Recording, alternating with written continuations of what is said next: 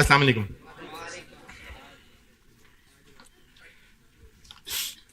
दुरूद शरीफ पढ़ लें।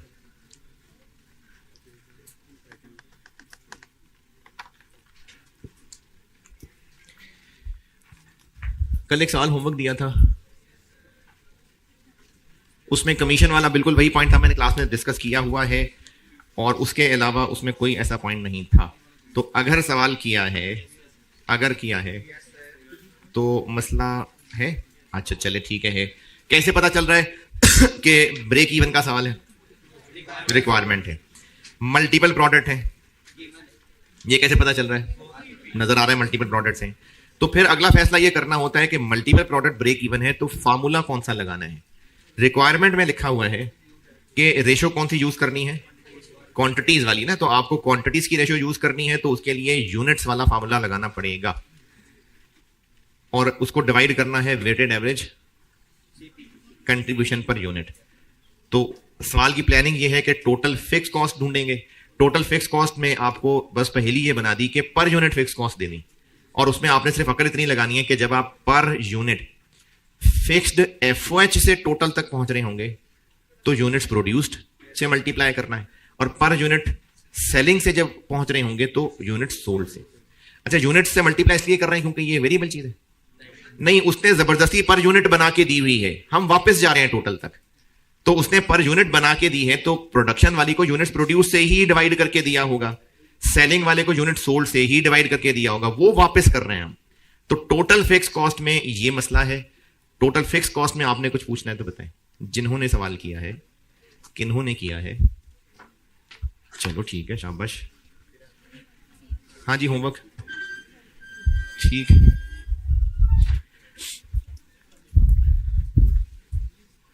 टोटल फिक्स कॉस्ट में प्रॉब्लम,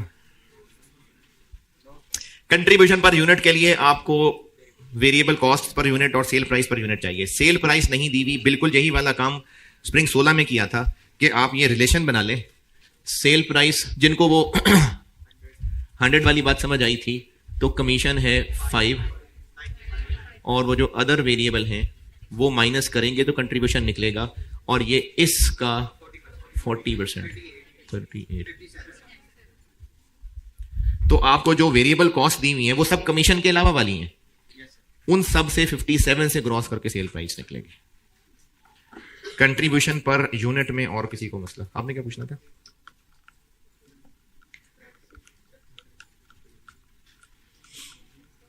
जी, स्प्रिंग 15 में किसी का सवाल और? ये वही बताया ये नहीं समझ आया। जो आपको टेबल में वेरिएबल कॉस्ट दी हुई है, डायरेक्ट मटेरियल, डायरेक्ट, सारा कुछ वेरिएबल पर यूनिट ही दिया हुआ है ना, तो ये सारा कुछ पर यूनिट दिया हुआ है। इनमें से फिक्स्ड वाली लाइन छोड़ के बाकी सब वेरिएबल रह गई, मटेरियल, लेबर, वेरिएबल ओवरहेड और वेरिएबल ओवरहेड सेलिंग वाले, ये सब ये हैं। क्योंकि इस लिस्ट में कमीशन है कहीं, तो वो जो सारी लिस्ट है वो सिर्फ ये है, वो 57% ऑफ सेल है। जैसे पहला प्रोडक्ट बताता हूं, मटेरियल कितना है, 100, labour, 50, variable FOH, variable selling, 12, 150, ये है। तो इसको ग्रॉस करके सेल प्राइस तक पहुंचेंगे। इस सवाल में और कोई सवाल? अच्छा, ब्रेक इवन और मार्जिन ऑफ सेफ्टी की प्रैक्टिस और भी चलेगी। एक सवाल होमवर्क दे रहा हूं, सवाल अच्छा है, और अच्छा इसलिए है कि उसमें ना दो चीजें, एक तो वो जो आपको हाई लो मेथड सिखाया था वो फिरकों वाला, वो इसमें टेस्ट हुआ था, और दूसरा खुद आपको दोहरा देता हूं, ये शायद परसों मैंने बात की होगी, अगर टोटल पॉपुलेशन में से कुछ पे कोई और रेट और कुछ पे कोई और रेट लगता है तो वेटेड एवरेज कर लेते हैं ना, तो वो वेटेड एवरेज इसमें 2-3 दफा इस्तेमाल हुआ है, तो उस लिहाज से ये अच्छा सवाल है। अदरवाइज ये आप ही करेंगे तो ज्यादा फायदा है। डिस्कस करूंगा जरूर, डिस्कस करने वाले होंगे इसमें मसले, आपको जरूर होंगे, लेकिन मैं बोर्ड पे करूंगा ना तो फायदा कम है। आप इसको होमवर्क करिए, फिर डिस्कस करूंगा तो फायदा ज्यादा है। ऑटम 21 मल्टीपल प्रोडक्ट नहीं है, प्रोडक्ट एक ही है, लेकिन ब्रेक इवन और मार्जिन ऑफ सेफ्टी पूछा हुआ है। अच्छा सवाल है, लेकिन बेटे आप करेंगे ना तो डिस्कशन का फायदा होगा, वरना मैं ही बोर्ड पे करूंगा तो फिर उतना फायदा नहीं है। ऑटम 21 होगा सवाल, रेड लिमिटेड। ये होमवर्क है।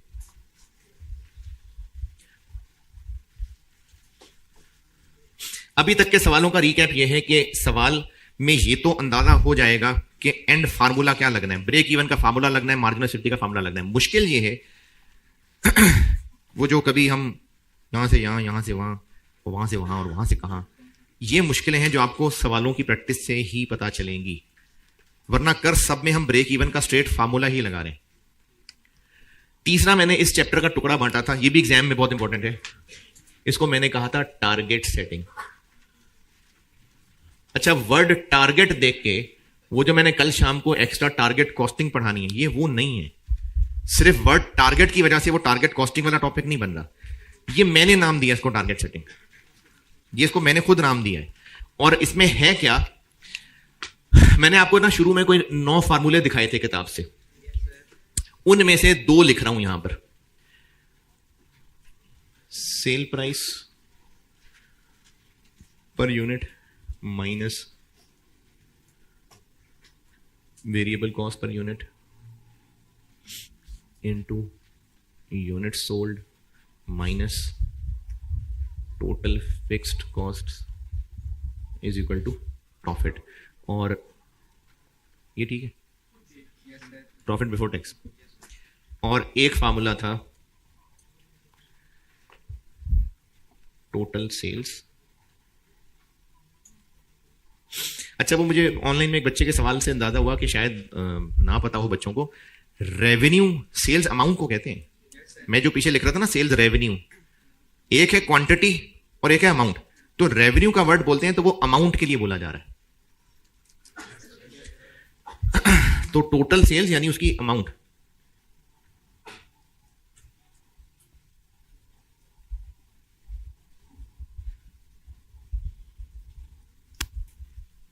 ये जो शुरू में आपको इस चैप्टर के 9 फार्मूले पढ़ाए थे, और वो भी 9 कोई बुजुर्गों के बनाए हुए 9 नहीं थे, मैं ही उनको 4 और तोड़ देता, 2 और समराइज कर देता। बस ये जो रिलेशनशिप है, variable cost, fix cost, units, profit, इस रिलेशनशिप पे चलते हुए ये मुख्तलिफ शक्लें बनाई हैं। ये जो मैं अब सवाल पढ़ाने लगा हूं ना, इनकी बेस इन 2 में से कोई एक है, उस पर कायम रहेंगे तो सवाल पकड़ा जाएगा। या तो ये फॉर्मूला सवाल में यूज करना पड़ जाएगा या ये करना पड़ जाएगा। इन दोनों में से कोई एक ही है, उसी को बेस स्ट्रांग रखेंगे तो इसके सवाल हैंडल होंगे। टारगेट सेटिंग से मुराद क्या है, मिसालें उसकी हो सकता है सवाल में आपको बताया हो, इनमें से यूनिट्स ना बताए हो, बाकी वो दोनों और फिक्स कॉस्ट बताई हो या कैलकुलेट हो सकती हो, और सवाल की रिक्वायरमेंट हो कि मैनेजमेंट की ख्वाहिश है कि वो साल में इतना प्रॉफिट कमाएं, तो बताएं कितने यूनिट्स बेचने पड़ेंगे। तो अब ये फिगर्स गिवन थी, ये मैनेजमेंट की ख्वाहिश है, इसको यहां रखा, यूनिट फाइंड कर लिए। हो सकता है सवाल हो कि मैनेजमेंट की ख्वाहिश है कि वो इतना प्रॉफिट कमाना चाहते हैं, मार्केट सर्वे के मुताबिक इतने यूनिट्स बेच सकेंगे, बस बताएं सेल प्राइस क्या रखें, वो निकालनी पड़ेगी। और इसको और मुश्किल बनाना हो तो हो सकता है 2 अननोन हो और उनका आपस में कोई परसेंटेज का लिंक बता दें कि इक्वेशन बनानी पड़ जाए, ये सवाल थोड़ा और मुश्किल हो जाएगा। तो टारगेट सेटिंग से मुराद ये है कि मैनेजमेंट का कोई ना कोई डिजायर्ड प्रॉफिट होगा, उसको यहां रख के इनमें से कुछ मिसिंग पूछा होगा। इसको मैं टारगेट सेटिंग कह रहा हूं कि मैनेजमेंट चाहती है कि वो यहां तक कमाए, अब आप इनमें से बताएं कि ये कितना होगा तो वो अपने डिजायर तक पहुंच पाएंगे। इसको मैं टारगेट सेटिंग कह रहा हूं। इसकी कहानी ये है कि मैनेजमेंट का कोई डिजायर्ड प्रॉफिट होगा, उस डिजायर्ड प्रॉफिट तक पहुंचने के लिए बाकी चीजें बताऊंगी, कोई एक मिसिंग होगी, वो पूछी होगी। बस ये बात जबानी याद होगी ना, इक्वेशन लिख के बैठ गए और बस बैठ गए। आपको कोई डिजायर्ड प्रॉफिट बताया होगा और उसको यहां पीबीटी की जगह रख के बाकी इंफॉर्मेशन होगी और कोई एक मिसिंग फिगर पूछी होगी। मिसाल के तौर पे सेल प्राइस पूछी जा सकती है, टोटल सेल्स रेवेन्यू पूछा जा सकता है, यूनिट्स पूछे जा सकते हैं, वेरिएबल कॉस्ट पूछी जा सकती है, इनमें से कुछ भी मिसिंग हो सकता है। बस ये आपने पेपर में ध्यान रखना है कि आप ये वाला यूज करेंगे कि ये वाला, वो सवाल से अंदाजा होगा।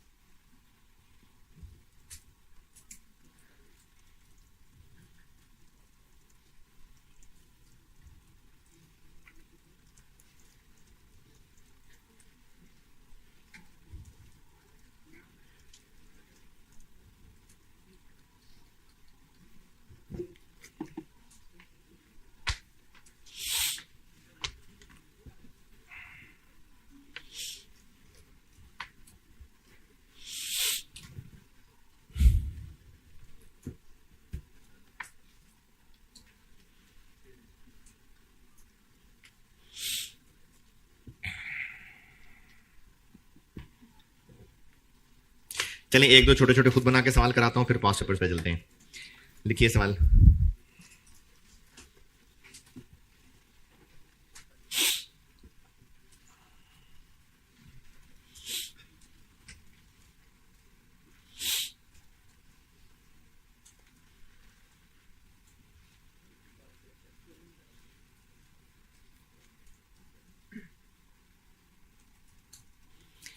Cell price per unit, cell price per unit 300, 300 रुपए। वेरिएबल कॉस्ट पर यूनिट 180, 180 रुपए।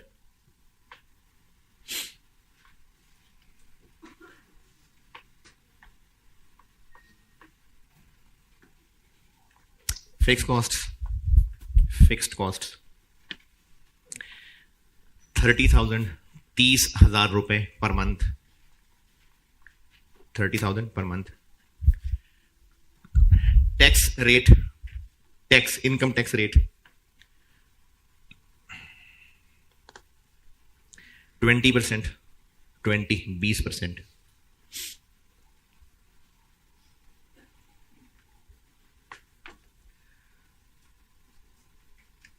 रिक्वायर्ड है आपसे। Number of units to be sold, number of units to be sold during the year. If management wants to earn net profit, net profit क्या होता है, PAT या PBT? PAT. If management wants to earn net profit of 1,20,000 रुपए, 120,000,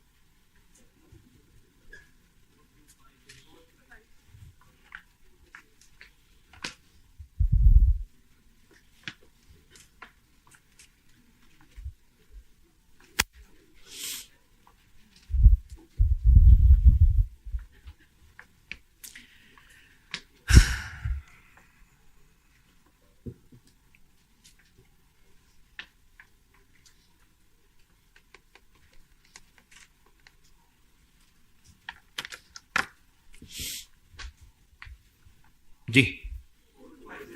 अच्छा, ये इतना ही आसान नहीं होगा कि आपको सारी फिगर्स बताई होंगे, क्योंकि मेरे बेटे इस फार्मूले में सारी फिगर्स लिख ले और ये फाइंड कर दें बस। आपको हो सकता है ये फिगर भी पहेलियों से निकालनी पड़े, हो सकता है इसमें भी और मसले हो जैसे अब तक सवालों में होते थे। तो बाकी मुश्किलें अपनी जगह हैं, लेकिन अब इसको मैं बाकी सवालों से डिफरेंट ऐसे कह रहा हूं कि इसमें कोई डिजायर्ड प्रॉफिट है।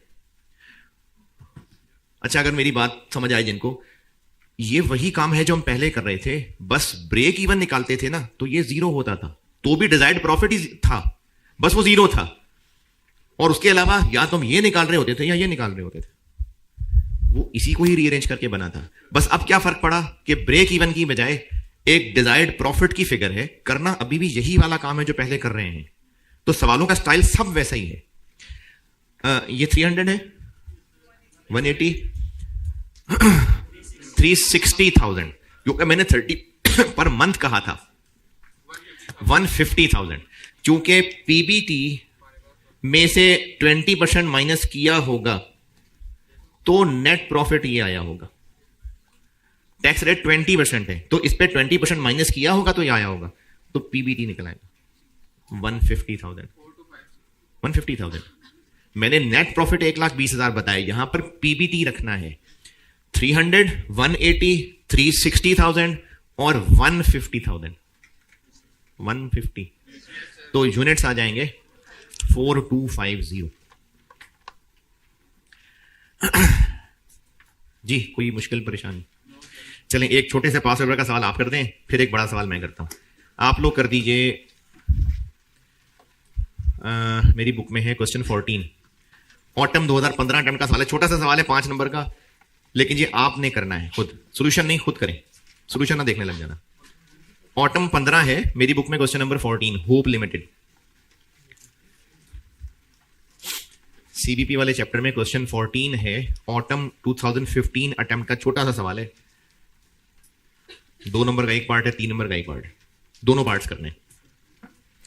एक में यूनिट्स पूछे थे, एक में सेल प्राइस पूछिए। क्वेश्चन नंबर 14 है, क्वेश्चन 14।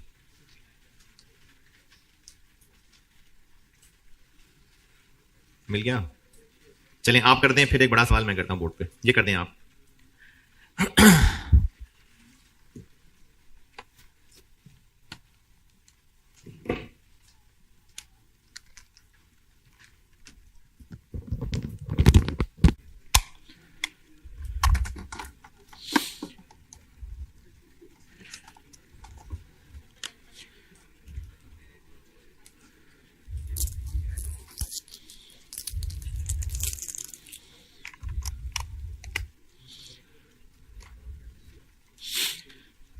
हाँ जी,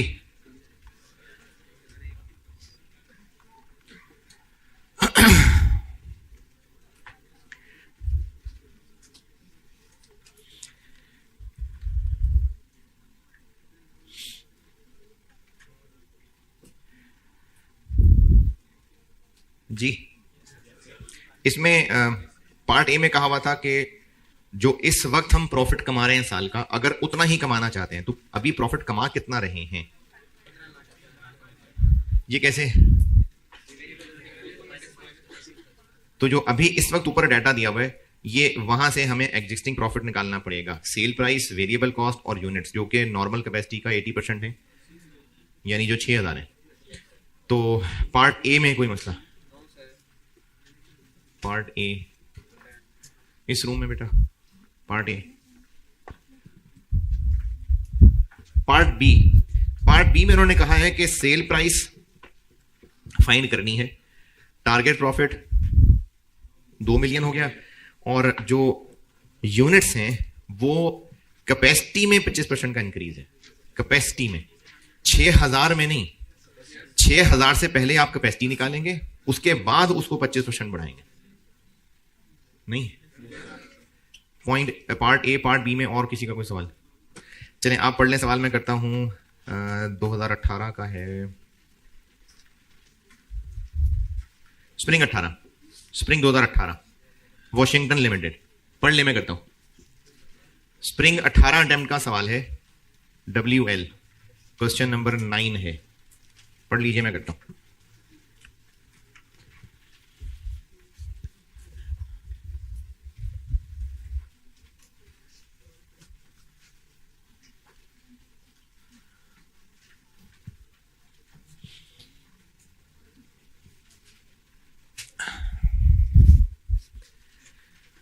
ये वही ब्रेक इवन वाला काम ही है, बस उसमें पीबीटी 0 होता था, वरना यही वाला काम था।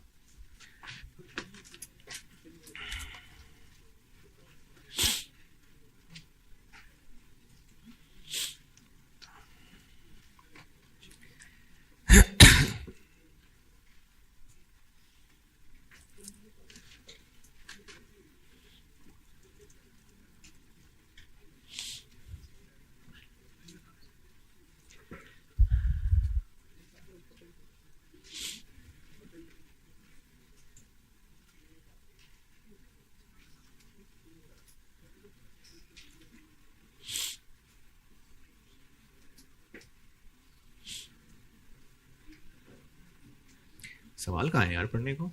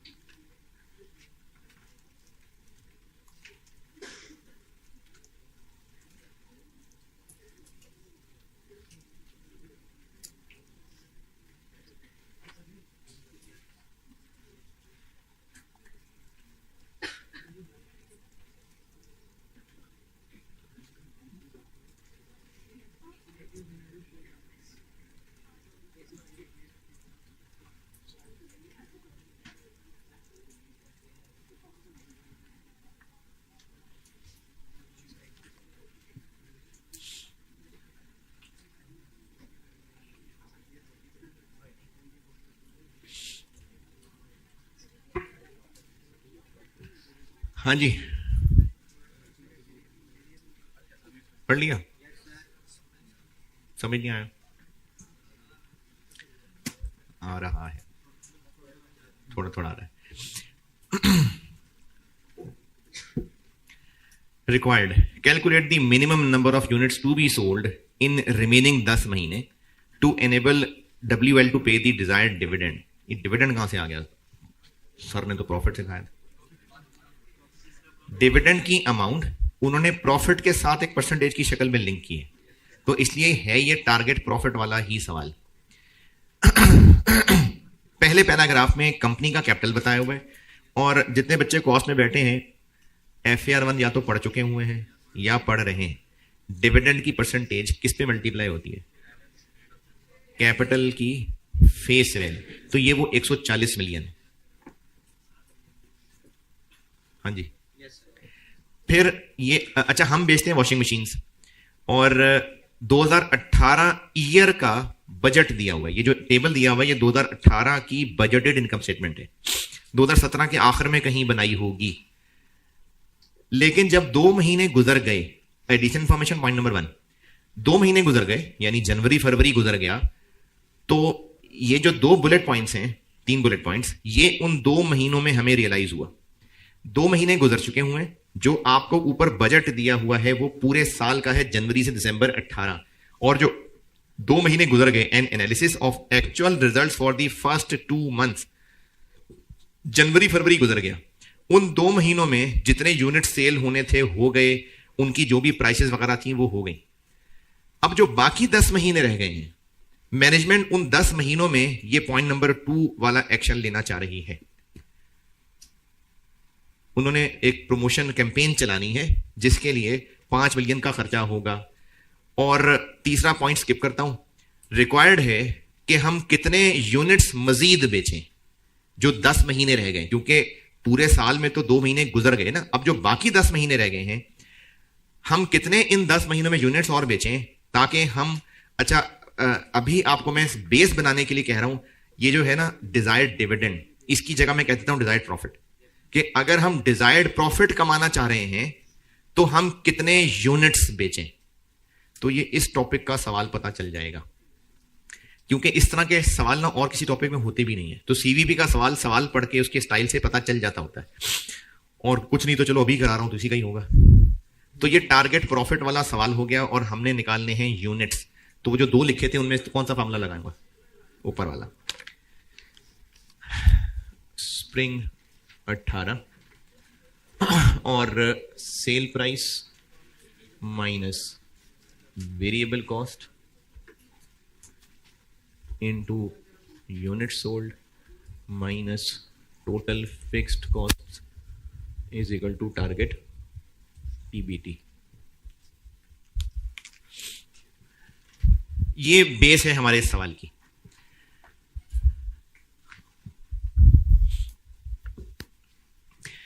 अच्छा, पहले मैं ये समझाता हूं, उसके बाद फिर मैं इनके साथ लिंक कर सकूंगा। पहले ये समझाता हूं,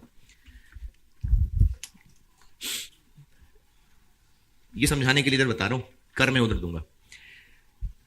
PBT जितना भी कमाया उस पर टैक्स कितना लगता है? 30%। पैट आ गया, ये इनकम स्टेटमेंट खत्म हो गई। SOFP कैपिटल कितना है? 140। हमारा डिजायर्ड डिविडेंड कितना है? हम कितना डिविडेंड बांटना चाहते हैं? 5%। कितना बना? अब ये हमारा डिजायर्ड डिविडेंड है, और पूछा यह है कि कितने यूनिट्स बेचें कि हम अपना डिजायर्ड डिविडेंड बांट सकें। अब डिविडेंड का उससे क्या ताल्लुक है? डिविडेंड कैपिटल पे 5% लग रहा है, पूछ वो यूनिट्स रहा है, तो इस डिविडेंड का फिर इससे कहीं रिलेशन होगा ना। वो रिलेशन पॉइंट 3 में समझाया हुआ है कि जिन लोगों से हमने कर्जे लिए हुए हैं, उन्होंने शर्त यह लगाई थी कि ओनर सारा पैसा खुद ही कमा के निकल ही ना जाए। तो उन्होंने शर्त लगाई कि जब भी कभी कंपनी का डिविडेंड बांटने का दिल हुआ, हम एक मैक्सिमम लिमिट बता दें, उससे ज्यादा डिविडेंड नहीं बांट सकते। अगर उस लिमिट के अंदर अंदर है तो ठीक है, उससे ज्यादा नहीं बांट सकते। और वो मैक्सिमम लिमिट उन्होंने लगाई पैट का 80%। ये उन्होंने, बैंक ने मैक्सिमम लिमिट लगा के दी है कि इससे ज्यादा अमाउंट का डिविडेंड नहीं हो सकता। अगर हम इतना डिविडेंड बांटना चाह रहे हैं तो फिर इस लिमिट के अंदर अंदर होना चाहिए, या नहीं, वर्डिंग चेंज करता हूं, ये इस लिमिट से ऊपर नहीं होना चाहिए। तो अगर हम 7 मिलियन डिविडेंड बांटना चाहते हैं तो हमें इतना पैट कमाना पड़ेगा कि उसका 80% 7 मिलियन रुपीस आ जाए। मैं जुमला थोड़ा सा चेंज करता हूं, अगर हम इतना डिविडेंड बांटना चाहते हैं तो हमें कम अज कम इतना कमाना पड़ेगा कि उसका 80% 7 मिलियन बनता। उससे ज्यादा कमा लेंगे तो फिर तो खुशी खुशी इतना बांट लेंगे, लेकिन कम अज कम इतना तो कमाना पड़ेगा ना, क्योंकि अगर नहीं कमा सकेंगे तो फिर ये लिमिट से ऊपर निकल जाएगा। और उसने कहा है कि हम मिनिमम कितने यूनिट्स बेचें, यानी मिनिमम कितना प्रॉफिट कमाएं कि हम ये डिविडेंड आराम से दे सकें। अब इसका प्रॉफिट से क्या लिंक बन गया, ये यहां रखेंगे, पैट का 80% ये है, यहां से पैट निकलेगा और पैट से पीबीटी निकलेगा जो यहां आएगा। ओके, 7 मिलियन कैसे निकला, 140 का 5%, यहां से पैट कैसे निकलेगा, पैट से पीबीटी कैसे निकलेगा, डिवाइडेड बाय 70%। ओके, ये पॉइंट नंबर 3 की अंग्रेजी पढ़ के देख लीजिए, और ये जो मैंने प्रॉफिट से लिंक किया है इसको ये बताइए अगर समझ नहीं आया तो। जी, पॉइंट 3। अगर ये कहानी लिखनी है तो मर्जी है।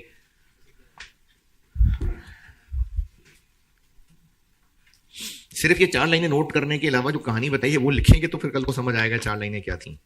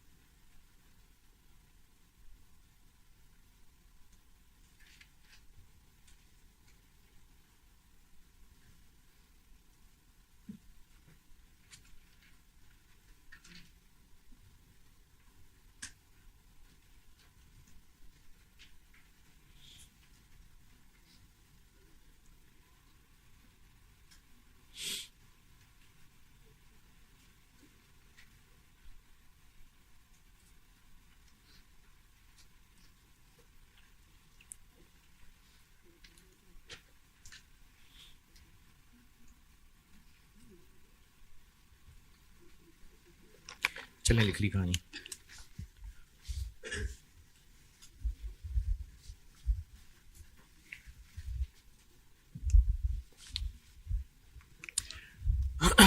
तो अब आपसे पूछा यूनिट्स, तो इसलिए हमें ये टारगेट पीपीटी रख के यूनिट्स निकालने हैं। टारगेट पीपीटी वाली बात ओके, साथ में बल्कि सारा कुछ ही बना देता हूं। 140 मिलियन इंटू 5%, डिविडेंड आ गया, डिवाइडेड बाय 80%, पैट आ गया, डिवाइडेड बाय, ये पीबीटी आ गया।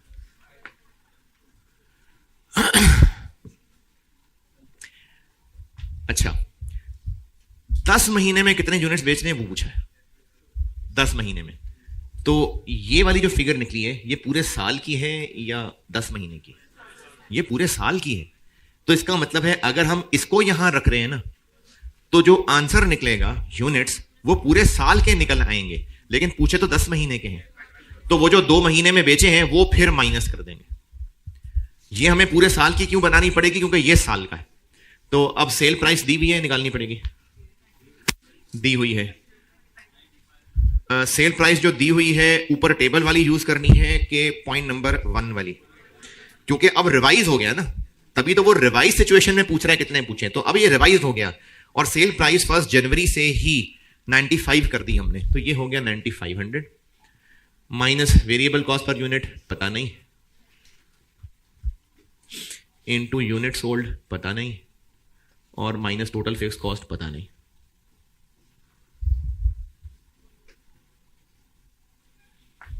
तो पता चला लेते हैं variable cost per unit.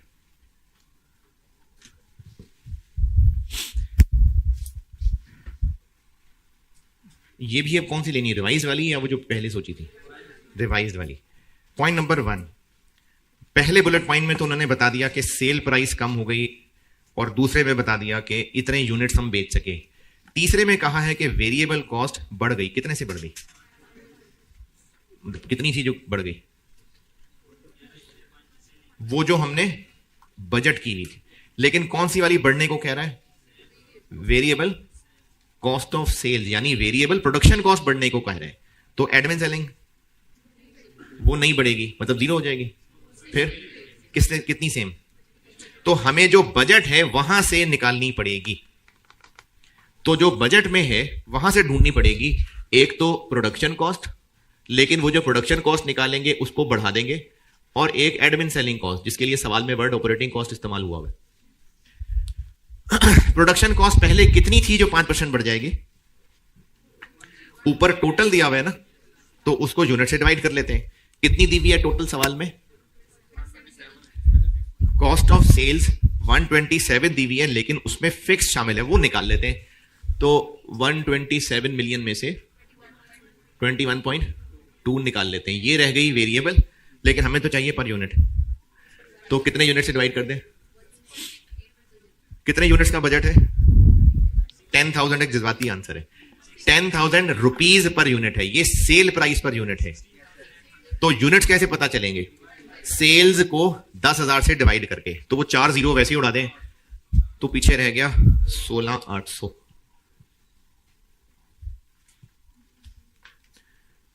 168 million sales हैं, और ब्रैकेट में लिखा हुआ है ₹10,000 पर यूनिट, तो वो सेल प्राइस है। ये क्या किया लाल लाल, क्यों निकाली है ये? क्योंकि अब रिवाइज्ड फिगर ये है कि जितनी पहले सोची थी उससे 5% महंगी हो गई। तो ये निकालिए कि पहले कितनी सोची थी, और इसको महंगा कर देते हैं 5%। 6613 बस। और ऑपरेटिंग कॉस्ट भी बदल गई या वो वही रही? वो वही रही। तो फिर वो कितनी थी? 16 मिलियन में से 4 पॉइंट डिवाइडेड बाय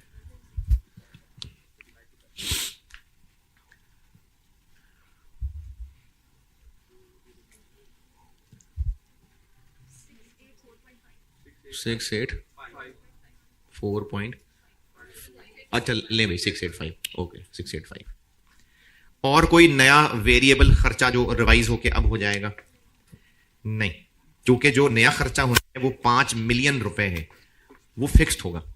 तो ये आ गया 7298, ये 7298 मिल गया।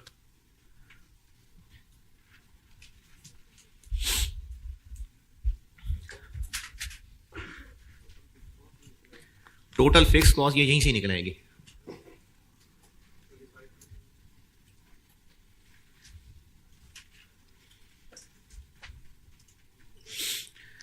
टोटल फिक्स कॉस्ट जो प्रोडक्शन में थी 21.2, जो ऑपरेटिंग कॉस्ट में थी, और जो नई हमने कैंपेन चलानी है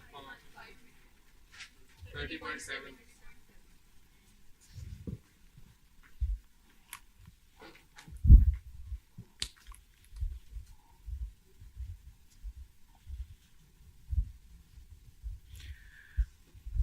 अच्छा, अब कैलकुलेटर चलाते हुए ना ये ध्यान रखना कि ये मिलियन है, इनको फिर कर ले पूरा।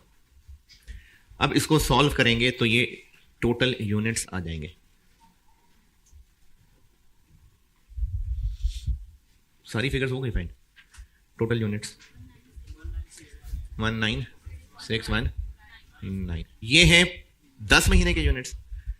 ये पूरे साल के हैं। क्यों पूरे साल के हैं? क्योंकि ये हमने पूरे साल की फिगर्स लिखी हैं, जबकि पूछे थे उसने 10 महीनों के। तो units to be sold in remaining 10 महीने 19619 माइनस 1500 119। अच्छा, यहां पर कोई हो सकता है किसी के जहन में आए कि 10 महीने के निकालने थे तो उसको 10/12 कर लेते। नहीं, क्यों?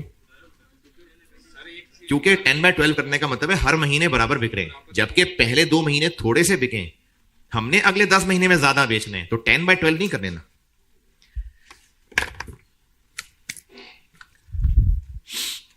पूछें भाई, इसमें से कुछ पूछना तो।